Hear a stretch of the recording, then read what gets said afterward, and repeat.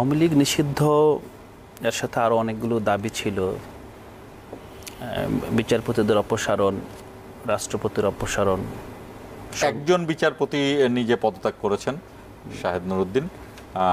এই দাবির মুখে যাদেরকে বলা হয়েছিল তাদের মধ্যে জি। তারপর জুলাই বিপ্লবের ঘোষণাপত্র।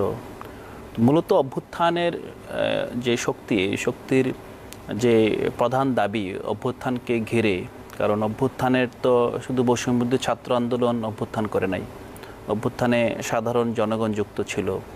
তো অন্য দলগুলো তাদের প্রাতিষ্ঠানিক ভিত্তি আছে, তো তারা তাদের দলীয় এজেন্ডা, তাদের ইশতেহার আছে, জনগণের সামনে তাদের দাঁড়ানোর অনেক উপায় আছে।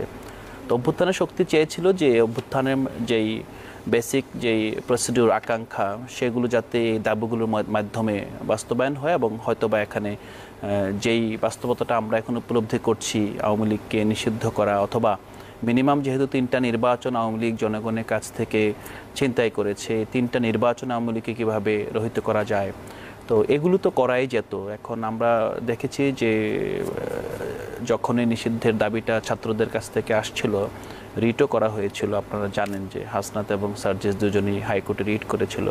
24 ঘন্টার মধ্যে রিটটি প্রত্যাহারও করতে হয়েছে। তো বিএনপি এখানে এখন তো বলাই যায়, কারণ এটা এখন পাবলিক ইনফরমেশন, আগে আমরা হয়তোবা সম্মান রক্ষার্থে বলি নাই, তো ওরা তো সরাসরি এটা বিরোধিতা করেছে, যারা কোনোভাবে নিষিদ্ধ চায় না। তো মূলত আসলে একটা বিষয় আমরা মনে করি যে বিচার হওয়া উচিত। যারা আসলে প্রকৃতপক্ষে অপরাধী তাদের বিচার হলে হয়তোবা নিষিদ্ধকরণের দাবিটা আসলে গুরুত্বপূর্ণ হবে না। মূলত যারা তাদের এই জুলাই আগস্ট গণহত্যার ফল পেলে এবং এখানে জাস্টিস এনশিওরড হয়, তখন আওয়ামী লীগ হয়তোবা শুদ্ধ রূপে ফিরে আসতে পারে।